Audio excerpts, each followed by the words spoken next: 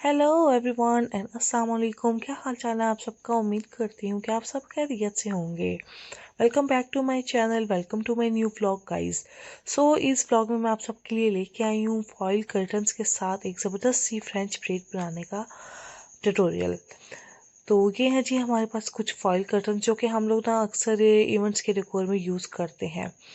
चलें जी हम अपनी वीडियो की तरफ चलते हैं। And before start the video, do subscribe my channel and never forget to press the bell icon and share कर दीजिएगा और कमेंट भी लाजमी कर दीजिएगा। Stay tuned with me, let's just start the video।